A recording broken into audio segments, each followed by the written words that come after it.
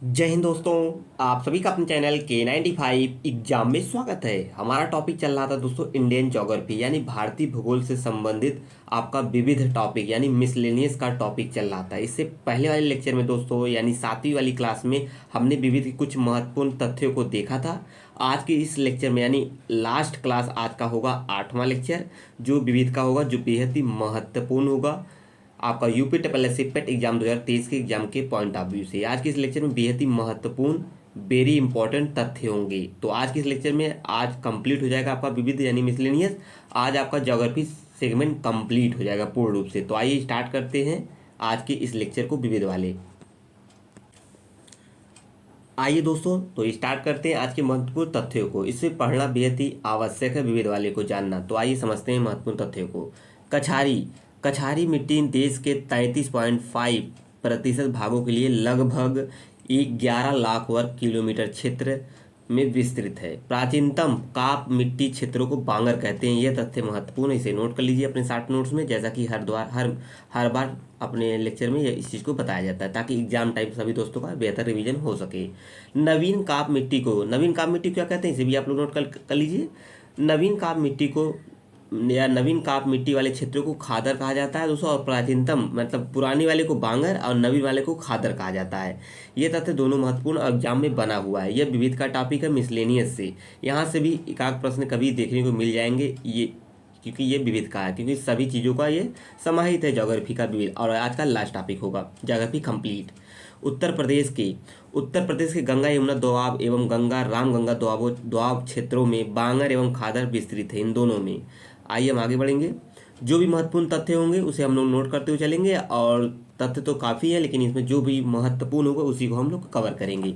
बलुई दोमट मिट्टी की जल धारण क्षमता सबसे कम होती है, इसे स्टार कर लीजिए, तथ्य बना हुआ है। क्योंकि इसमें रवे भारी मात्रा में पाए जाते हैं, जो कण होते हैं दोस्तों भारी मात्रा में पाए जाते हैं एवं बड़े होते हैं। इसी कारण इसमें क्या होता है, जल धारण करने की क्षमता कम होती है। ये भी तथ्य महत्वपूर्ण है, तो इसे भी आप लोग नोट कर लीजिए। एग्जाम टाइम आपका बेहतर रिवीजन होगा। एंड जो मित्र नए हैं चैनल पर, बिल्कुल चैनल को सब्सक्राइब कर लेंगे K95 एग्जाम को। दोस्तों आज की इस वीडियो को लाइक एंड शेयर ज़्यादा करें अपने मित्रों के ग्रुप में, ताकि सभी मित्र चैनल के माध्यम से जुड़ सकें। एंड आप सभी मित्र कॉम्पिटेटिव एग्जाम की तैयारी करें तो बिल्कुल सही जगह सभी चीज़ों को पढ़ रहे हैं। Subject wise and UP triple S C PET exam के सिलेबस के अकॉर्डिंग सभी चीज़ों को आप लोग पढ़ रहे हैं। सामान्यतः दोमट मिट्टी, जिसे हम लूम सॉइल के नाम से भी जानते हैं, और बलुई को एलुवियल सैंड सॉइल के नाम से जानते हैं। सामान्यतः दोमट मिट्टी लूम सॉइल में 40% बालू के कण एंड 40% मृतिका यानी क्ले कण एवं 20% गाद के कण पाए जाते हैं। ये तथ्य कभी कभी आंकड़े पूछ लिए जाते हैं, इतना आप लोग समझते हुए चलेंगे। वीडियो के लास्ट तक बने रहेंगे। और मुझे आशा है आज का लेक्चर समझ में आ रहा होगा, क्योंकि ये विविध से संबंधित है यानी मिसलेनियस से, तो इसमें तथ्य महत्वपूर्ण होंगे। तो आप मित्र वीडियो के लास्ट तक बने रहेंगे। कमेंट में जरूर करके बताएंगे दोस्तों आज का ये लेक्चर लास्ट ज्योग्राफी का लेक्चर कैसा रहा। अब नए सब्जेक्ट स्टार्ट किया जाएगा इसे कंप्लीट करने के बाद, और इस पर महत्वपूर्ण प्रश्नों को भी सॉल्व करवाया जाएगा। तो आप लोग वीडियो के लास्ट तक बने रहेंगे एंड चीज़ों को समझते हुए आगे बढ़ेंगे। दलहनी फसलें वायुमंडलीय नाइट्रोजन स्थिरीकरण के द्वारा मृदा को नाइट्रोजन से भरपूर कर देती हैं दोस्तों, दलहनी फसलें। यह भी प्रश्न एग्जाम में बना हुआ है। तो आइए हम आगे बढ़ेंगे, अगले तथ्य की तरफ बढ़ेंगे। ये रहा आपका अगला तथ्य क्या होगा दोस्तों, तथ्य है आपका अगला, मिट्टी में नाइट्रोजन का स्थिरीकरण करने वाली प्रमुख फसलें कौन से हैं, किस प्रकार है, मतलब इस प्रकार हैं। ये भी तथ्य महत्वपूर्ण है। Alpha dry beans and garbanzo beans and मटर सोयाबीन उड़द, ये सभी हैं दोस्तों, बेहद ही महत्वपूर्ण तथ्य है। ये मिट्टी में नाइट्रोजन का स्थिरीकरण करने वाली प्रमुख फसलें इस प्रकार हैं, मतलब अल्फा है, ड्राई बीन्स हैं, गार्बेजो बीन्स, मटर सोयाबीन उड़द। इसे आप लोग एज एट स्टार कर लीजिए, प्रश्न बन सकता है। लाल मिट्टी में सिलिका एवं आयरन की बहुलता पाई जाती है, ये भी महत्वपूर्ण तथ्य है। जैसा कि आप सभी मित्र जानते होंगे, मेरे द्वारा हर बार बताया जाता है दोस्तों। टॉपिक कई हैं और प्रश्न आने हैं दोस्तों आपके 5, जो बेहद ही महत्वपूर्ण टॉपिक होगा उसी से आपको 5 प्रश्न देखने को मिलेंगे। और मेरे द्वारा K95 एग्जाम के माध्यम से सभी टॉपिकों को कंप्लीट कराया जाएगा, और सभी टॉपिकों पर जो भी महत्वपूर्ण प्रश्न बनेंगे और प्रीवियस ईयर क्वेश्चन में जो भी प्रीवियस ईयर पेपर में यानी प्रीवियस ईयर क्वेश्चन पेपर में जो प्रश्न बने हैं उसे भी सॉल्व कराए जाएंगे K95 एग्जाम के माध्यम से। तो बिल्कुल आप लोग निश्चिंत होकर तैयारी करते रहिए, सभी चीज़ों को एक एक कर तैयारी कराई जाएगी। तो आप लोग निश्चिंत होकर सभी चीज़ों की तैयारी करते रहिए। लाल मिट्टी का लाल रंग किसके कारण होता है दोस्तों, ये भी तथ्य महत्वपूर्ण, स्टार कर लीजिए। जरूरी नहीं है दोस्तों यूपी ट्रिपल पेट एग्जाम में ही दोस्तों सभी चीज़ें मिले आपको, ऑल कॉम्पिटिटिव एग्जाम के पॉइंट ऑफ व्यू से ये लेक्चर बेहद ही महत्वपूर्ण होगा। जो मित्र अन्य एग्जाम की तैयारी कर रहे हैं, अपकमिंग एग्जाम की तैयारी कर रहे हैं, तो बिल्कुल चैनल पर बने रहिए। लाल मिट्टी का लाल रंग फेरिक ऑक्साइड की उपस्थिति के कारण होता है। फेरिक ऑक्साइड के कारण लाल रंग, लाल मिट्टी का रंग लाल होता है। लेकिन जल योजित रूप में यह पीली दिखाई देती है, मतलब अधिक जल योजित मतलब जल से भर जाती है, जिसके कारण यह पीली दिखाई देने पड़ने लगती है दोस्तों। ये दोनों तत्व समझते हुए चलेंगे। आइए हम आगे बढ़ेंगे।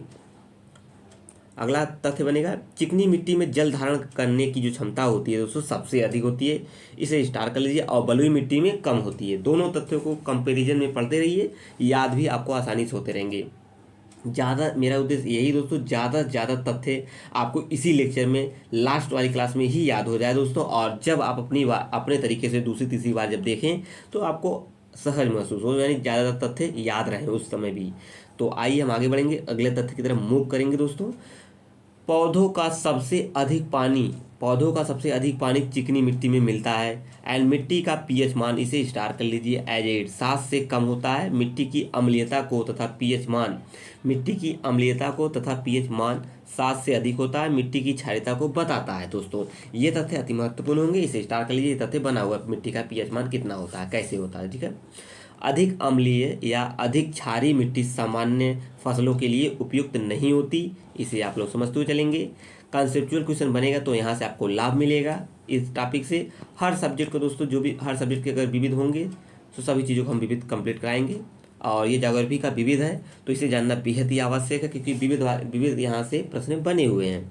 सामान्य फसलें उगाने वाली मिट्टी का पीएच मान कितना होता है दोस्तों, 6 से लेकर 7 के मध्य होना आवश्यक। किसका, सामान्य फसलें उगाने वाली जो मिट्टी होती है दोस्तों। मिट्टी की क्षारीयता को बदलने और उससे खारापन हटाने के लिए क्या किया जाता है दोस्तों, ये अति महत्वपूर्ण तथ्य होगा। इसे आप लोग नोट कर लीजिए अपने शॉर्ट नोट्स में, ताकि एग्जाम टाइम आपका बेहतर रिवीजन हो सके। इसके लिए हम जिप्सम, जिसे हम कैल्शियम सल्फेट का नाम से जानते हैं, उसका प्रयोग करते हैं मिट्टी की क्षारीयता को बदलने के लिए या उसके खारेपन को हटाने के लिए। क्या मिलाते हैं, जिप्सम, जिसे हम कैल्शियम सल्फेट के नाम से जानते हैं।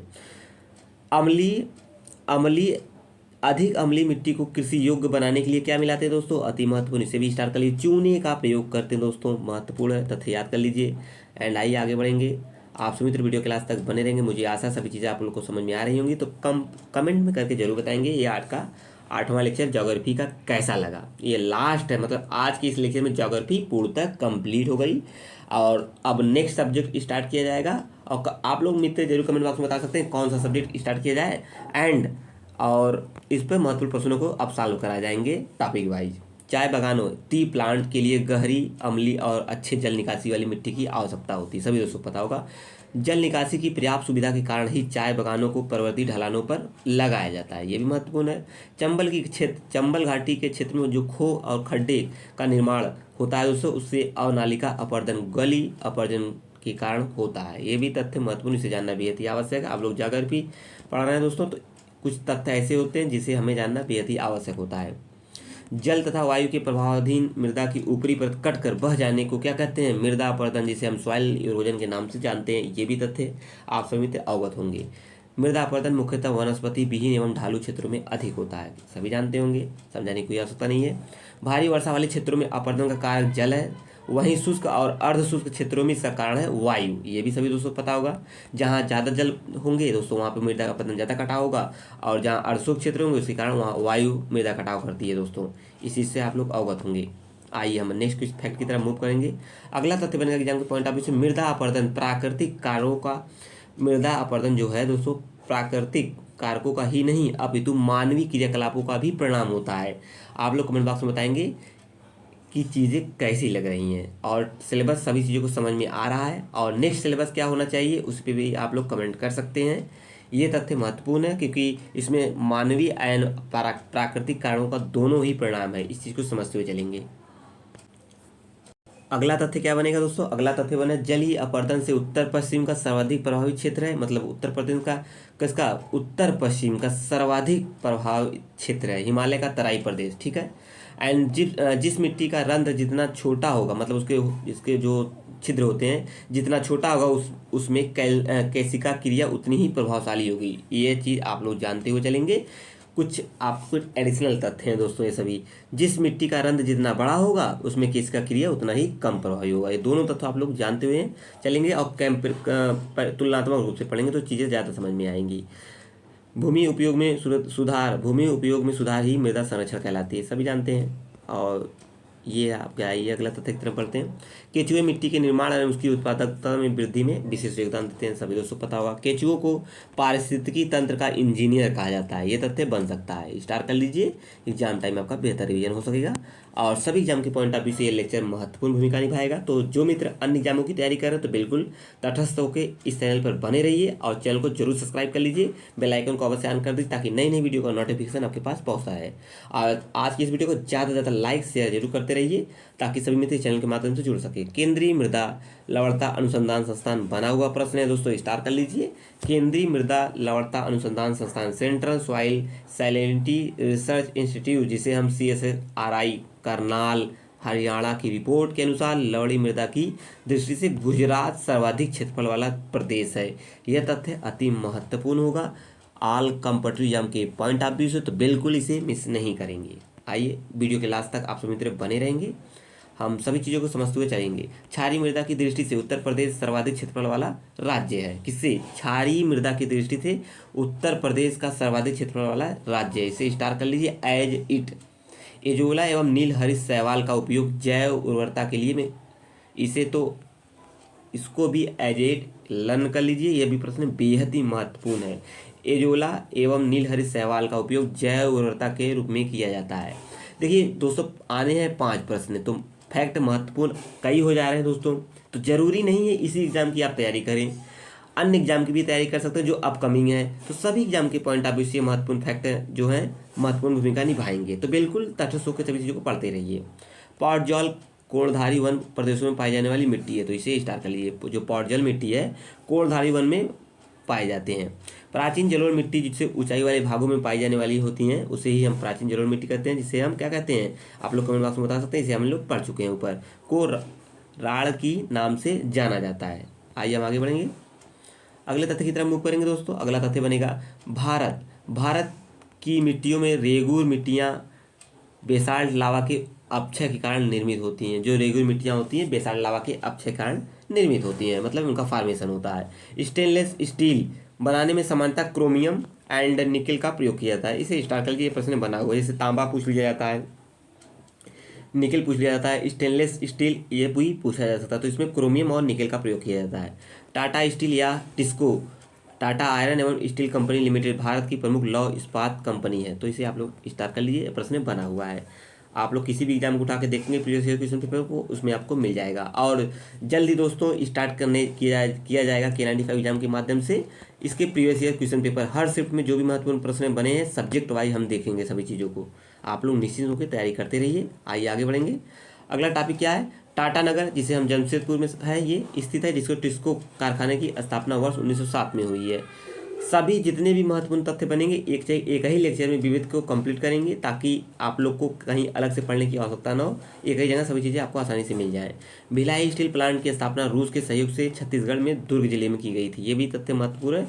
जो भिलाई स्टील प्लांट है किसके सहयोग से की गई है? रूस के, कहाँ? छत्तीसगढ़ में। स्वतंत्रता पश्चात भारत की द्वितीय पंचवर्षीय योजना में भारी आधारभूत उद्योगों पर विशेष बल दिया गया था। इस तरीके के प्रश्न बने हुए एग्जाम में, एग्जाम आपका कोई भी हो सकता है। द्वितीय पंचवर्षीय योजना के अंतर्गत राउरकेला मतलब ओडिशा, भिलाई छत्तीसगढ़ में है, दुर्गापुर पश्चिम बंगाल। इस्पात संयंत्रों की स्थापना क्रमशः जर्मनी, सोवियत संघ एंड ब्रिटेन की सहयोग से हुआ है। सभी तथ्य आप लोग नोट कर सकते हैं जो मेरे द्वारा स्टार कराए जा रहे हैं दोस्तों। संपूर्ण लेक्चर आपको मिल ही रहा है लेक्चर के रूप में, एंड जो मेरे द्वारा तथ्य को स्टार कराए चले जा रहे हैं दोस्तों, उसे आप लोग शॉर्ट नोट्स में मेंशन कर सकते हैं ताकि एग्जाम टाइम आपका बेहतर रिवीजन हो जाए सभी एग्जाम की पॉइंट ऑफ व्यू से। भारत एल्युमिनियम कंपनी लिमिटेड, जिसे हम बाल्को कहते हैं, भारत एल्युमिनियम कंपनी लिमिटेड की वर्ष 1965 में निर्मित किया गया था। आइए हम आगे बढ़ेंगे, अगला तथ्य बनेगा दोस्तों यहाँ से, भारत एल्यूमिनियम कंपनी लिमिटेड सार्वजनिक क्षेत्र की प्रथम एल्यूमिनियम उत्पादक कंपनी, इसे स्टार कर लीजिए। हिंडाल्को आदित्य बिरला ग्रुप की कंपनी है जो एल्यूमिनियम और कॉपर का उत्पादन करती है। कौन? आपका Hindalco. National aluminium company NALCO की स्थापना 1981 में की गई थी। कहाँ पे? ओडिशा में। ये भी तथ्यों को समझते चलेंगे। आप लोग बिल्कुल निश्चिंत होकर चलते वीडियो क्लास तक बने रहेंगे और कमेंट शेयर करके जरूर बताएंगे कि लेक्चर कैसा रहा। ये रहा दोस्तों आपका अगला तथ्य। अगला तथ्य क्या बनेगा एग्जाम के पॉइंट ऑफ व्यू से? आई देते हैं। डुंडीगल, जिसे हम हैदराबाद में भारतीय वायुसेना का अकादमी है। बनारस लोकोमोटिव वर्क, जिसे हम BLW या diesel locomotive works DLW Varanasi में स्थित है। ये तथ्य बना हुआ है एग्जाम में। बनारस लोकोमोटिव वर्क्स की स्थापना 1961 में की गई थी, भारतीय रेलवे द्वारा की गई थी। इस रेलवे की इसमें रेल के डीजल इंजनों और उनके अन्य कलपुर्जों का निर्माण किया जाता है। ये तथ्य महत्वपूर्ण है। आइए हम आगे बढ़ेंगे, अगले तथ्य की तरफ मूव करेंगे दोस्तों। अगला तथ्य है इंडियन टेलीफोन इंडस्ट्री की स्थापना 1948 में की गई थी। भारत इलेक्ट्रॉनिक्स लिमिटेड 1954 में किया गया था। मथुरा में तेल शोधन कार्य Indian oil corporation limited refinery में किया जा रहा है। सीमेंट उत्पादन में भारत का द्वितीय स्थान 1 मई 2020 है। चुनार मिर्जापुर में है। सीमेंट उद्योग के लिए प्रसिद्ध है। ये तथ्य महत्वपूर्ण है, पूछा गया है। एंड आइए आगे बढ़ेंगे, अगला तथ्य बनेगा एग्जाम के पॉइंट ऑफ व्यू से। उत्तर प्रदेश में सीमेंट के अन्य कारखाने दादरी, गौतम बुद्ध नगर, चुर्क सोनभद्र एंड डाला सोनभद्र में स्थित है। फिरोजाबाद कांच की चूड़ियों बनाने के लिए विश्वविख्यात है, इसे स्टार कर लेंगे। एंड भारत में जलयान कारखाने वर्ष 1941 में विशाखापट्टनम में स्थापित किया गया था, जिसे वर्ष 1952 में सरकार ने अधिकृत करके उसका नाम हिंदुस्तान शिपयार्ड लिमिटेड रखा है। विशाखापट्टनम कोलकाता, गोवा, मुंबई और कोचीन भारत के प्रमुख जलयान निर्माण केंद्र हैं। इसे भी आप लोग स्टार कर लेंगे और समझते हुए चलेंगे। आएंगे आगे, ये रहा आपका अगला तथ्य क्या बनेगा? भारत में प्रथम उर्वरक संयंत्र, इसे स्टार्ट कीजिए। प्रथम की बात कही जा रही है तो ऑलरेडी इंपॉर्टेंट है। स्थापना 1906 में रानीपेट तमिलनाडु में की गई, जबकि सार्वजनिक क्षेत्र में अंतर्गत प्रथम उर्वरक संयंत्र 1951 में बिहार, वर्तमान में झारखंड के सिंदरी स्थापित किया गया था। तथ्य महत्वपूर्ण है। आइए हम आगे बढ़ेंगे, अगला तथ्य बनेगा एग्जाम के पॉइंट ऑफ व्यू से। फूलपुर मतलब प्रयागराज उत्तर प्रदेश में भारत का सहकारिता क्षेत्र में सबसे बड़ा उर्वरक कारखाना स्थित है। 1854 ईस्वी में मुंबई में प्रथम सफल सूती वस्त्र के कारखाने दक्षिण बॉम्बे स्पिनिंग मिल की स्थापना कवासाजी नानाभाई डावर स्टील द्वारा की गई थी। महत्वपूर्ण तथ्य स्टार्ट करिए। डायमंड पार्क वे औद्योगिक केंद्र हैं जो हीरे जवाहरातों और आभूषणों के निर्माण में निर्यात प्रोत्साहित करने के लिए बनाए जाते हैं। ये भी तथ्य मत है। डायमंड पार्क संबंधित है किससे? तो हीरो जवाहरातों से। आइए आगे बढ़ेंगे, ये रहा अगला तथ्य क्या होगा आइए समझेंगे। पंजाब राज्य में लुधियाना होजरी उद्योग के लिए प्रसिद्ध है। सभी दोस्तों पता होगा, लुधियाना को पंजाब की औद्योगिक राजधानी कहते हैं। स्टार कर लीजिए, एज 8 प्रश्न बन सकता है। तमिलनाडु में स्थित कांचीपुरम तथा मध्य प्रदेश के अशोकनगर जिले में स्थित चंदेरी पारंपरिक साड़ी उत्पादन के लिए विश्वविख्यात है। राउरकेला इस्पात संयंत्र को क्वेझर से लौह अयस्क आपूर्ति होती है। लौह अयस्क, ठीक है, क्वेझर में इंपॉर्टेंट संयंत्र है। आइए आगे बढ़ेंगे, अगला तथ्य दोस्तों, स्टील अथॉरिटी ऑफ इंडिया की स्थापना 1973 में की गई थी। सॉफ्टवेयर फुटलूज उद्योग का एक उदाहरण है। सॉफ्टवेयर जो है फुटलूज उद्योग का एक उदाहरण है। इसे एज 8 स्टार कर लीजिए, प्रश्न में बना हुआ है। भारत में नारवाड़ खान झारखंड में स्थित है, जो यूरेनियम की खान है, जिसका संचालन यूरेनियम कॉर्पोरेशन ऑफ इंडिया द्वारा किया जाता है। आइए हम आगे बढ़ेंगे, अगला तथ्य बनेगा दोस्तों। अगला तथ्य आपका फर्रुखाबाद हाथ की छपाई के लिए जाना जाता है। सभी दोस्तों पता होगा। फिरोजाबाद कांच की चूड़ी के लिए प्रसिद्ध है। सभी दोस्तों पता हो, दोनों स्टार कर लीजिए अपने शॉर्ट नोट्स में। उत्तर प्रदेश में चमड़ा उद्योग प्रमुख है, जो केंद्र आगरा और कानपुर में। इसे भी आप लोग स्टार कर लीजिए, एग्जाम टाइम आपका बेहतर रिवीजन होता रहेगा। एंड इस लेक्चर को ज़्यादा से ज़्यादा शेयर कर दें अपने मित्रों ग्रुप में, ताकि सभी मित्र इस चैनल के माध्यम से जुड़े रहें। उत्तर प्रदेश में दिया सलाई उद्योग प्रमुख केंद्र बरेली में। इसे भी स्टार कर लीजिए, प्रश्न बना हुआ है। गैसोहाल की पायलट परियोजना उत्तर प्रदेश के आंवला यानी बरेली में आरंभ की गई थी। ये रहा अगला तथ्य। क्वेश्चन क्या बनेगा? तथ्य बनेगा कानपुर को उत्तर प्रदेश का भारत का मानचेस्टर कहा जाता है। इसे स्टार कर लीजिए, प्रश्न बना हुआ, सभी दोस्तों पता होगा, एग्जाम सभी मित्र दे रहे होंगे। प्लाईवुड का निर्माण काजू की लकड़ी से किया जाता है। किसका? प्लाईवुड का जो निर्माण होता है काजू की लकड़ी से किया जाता है। इसे भी आप लोग स्टार्ट कर लीजिए, प्रश्न बन सकते हैं आगामी एग्जाम में, कोई भी एग्जाम हो। सड़क परिवहन और राजमार्ग मंत्रालय वर्ष 2021-22 की वार्षिक रिपोर्ट के अनुसार भारत का सड़क नेटवर्क लगभग 63.72 लाख किलोमीटर है, जो विश्व में दूसरा सबसे बड़ा सड़क नेटवर्क है। तो ये तथ्य आंकड़े समझते हुए चलेंगे। सड़क परिवहन और राजमार्ग मंत्रालय के अनुसार भारत का सबसे लंबा राष्ट्रीय राजमार्ग NH-27 EW, इसे स्टार कर लीजिए, तथ्य महत्वपूर्ण है। आइए हम आगे बढ़ेंगे, अगले तथ्य की तरफ मूव करेंगे। अगला तथ्य है राष्ट्रीय राजमार्ग संख्या 327B भारत का सबसे छोटा राष्ट्रीय राजमार्ग है। इसकी कुल लंबाई 101.2 किलोमीटर है। ये अति महत्वपूर्ण तथ्य है, स्टार कर लीजिए। भारत की स्वर्णिम चतुर्भुज परियोजना दिल्ली, इसे स्टार कर लीजिए। भारत की स्वर्णिम चतुर्भुज परियोजना की सभी एग्जाम में प्रश्न बना हुआ है। मुंबई, दिल्ली, मुंबई, चेन्नई एंड कोलकाता को आपस में जोड़ती है। चार चार स्टेट को जोड़ती है, दिल्ली, मुंबई, चेन्नई, कोलकाता को। पूर्व पूर्व पश्चिम गलियारा सिलचर असम में एंड पोरबंदर गुजरात से तथा उत्तर दक्षिण गलियारा ऊपर से श्रीनगर, दक्षिण में कन्याकुमारी से जोड़ता है। ये तथ्य महत्वपूर्ण है। सभी तथ्य इसमें महत्वपूर्ण होंगे। जो महत्वपूर्ण तथ्य है उस पर मेरे द्वारा तथ्य को स्टार कराया जा रहा है, उसे आप लोग शॉर्ट नोट्स में मेंशन कर लीजिए ताकि एग्जाम टाइम आपका बेहतर रिवीजन होता रहे। आइए हम आगे बढ़ेंगे। आइए, सभी सब्जेक्ट वाइज तैयारी कराई जा रही है यूपीएससी पेड एग्जाम के अकॉर्डिंग, तो आप लोग चैनल से जुड़े रहिए, चैनल को जरूर सब्सक्राइब करके रख लीजिए। ये एक दूसरे को झांसी और उत्तर प्रदेश में काटते हैं, तथ्य महत्वपूर्ण है। National highway authority of India के अनुसार 31 दिसंबर 2021 तक राष्ट्रीय राजमार्गों का सर्वाधिक लंबाई महाराष्ट्र 18,317 किलोमीटर में पाई गई है। ये तथ्य आंकड़े हैं, याद करके रखेंगे। राष्ट्रीय राजमार्ग विकास परियोजना दिल्ली, मुंबई, कोलकाता और चेन्नई को जोड़ती है। राष्ट्रीय राजमार्ग विकास परियोजना मैदानी क्षेत्र में व्यक्तियों की जनसंख्या, इसे भी आप लोग कोई इंपॉर्टेंट तथ्य नहीं, इसे आप लोग केवल जानते रहेंगे, आप लोग पढ़ सकते हैं। आइए हम आगे बढ़ेंगे। अगला तथ्य बनेगा एग्जाम के पॉइंट ऑफ व्यू से, भारत में लॉर्ड डलहौजी काल में सर्वप्रथम रेल मार्ग 1853 में बनकर तैयार हुआ था। ये तथ्य इंपॉर्टेंट स्टार कर लीजिए, जिस पर 16 अप्रैल 1853 को मुंबई तत्कालीन बॉम्बे थाने के बीच पहली ट्रेन चलाई गई थी। ये तथ्य सभी को पता होगा, इंपॉर्टेंट है। रेल मार्गों को चौड़ाई मतलब पटरियों की मध्य दूरी की दृष्टि से 3 भागों में विभक्त किया गया है, ठीक है। एंड मीटर गेज दोनों पटरियों के मध्य 1 मीटर की दूरी होती है, स्टार कर लीजिए, ठीक है। चौड़ी या बड़ी लाइन दोनों पटरियों के मध्य 1.676 या मीटर या 1676 मिमी या 5.5 फीट की दूरी होती है। इसे स्टार कर लीजिए। प्रश्न कभी कभी इस तरीके के बन जाते हैं क्योंकि हम पढ़ रहे हैं विविध के महत्वपूर्ण तथ्य मिसलेनियस महत्वपूर्ण भूमिका निभाएगा ऑल कंपेटिव के पॉइंट ऑफ व्यू से। छोटी लाइन दोनों पटरियों के मध्य 762 मिमी या 610 मिमी दूरी होती है, छोटी पटरियों की लाइन जो होती है। भारत में पहाड़ी क्षेत्र में कई रेलवे लाइन का निर्माण किया गया जिसे सम्मिलित रूप से माउंटेन रेलवे इंडिया के नाम से जाना जाता है। इसे भी आप लोग समझ सकते हैं। आइए हम आगे बढ़ेंगे। अगला तथ्य बनेगा यहाँ से, माउंटेन रेलवे ऑफ इंडिया के अंतर्गत Darjeeling Himalayan railway, Nilgiri mountain railway और कालका शिमला रेलवे तथा माथेरन हिल रेलवे आते हैं। सिलीगुड़ी तथा दार्जिलिंग रेलवे स्टेशन दार्जिलिंग हिमालय के रेलवे के अंतर्गत आते हैं। वर्तमान में त्रिपुरा और मिजोरम रेल सेवाएं पूर्ण रूप से आरंभ हो चुकी हैं। आइए हम आगे बढ़ेंगे। अगला तथ्य बनेगा दोस्तों यहाँ से, तथ्य क्या है, सिक्किम को छोड़कर भारत के सभी राज्यों में रेलवे नेटवर्क का विस्तार हो गया। तो इसे स्टार्ट के लिए किसे छोड़कर, सिक्किम को छोड़कर सभी में स्टार्ट कर दिया गया। तो इसे आप लोग नोट करके लिख लीजिए ताकि याद रहेगा एग्जाम टाइम।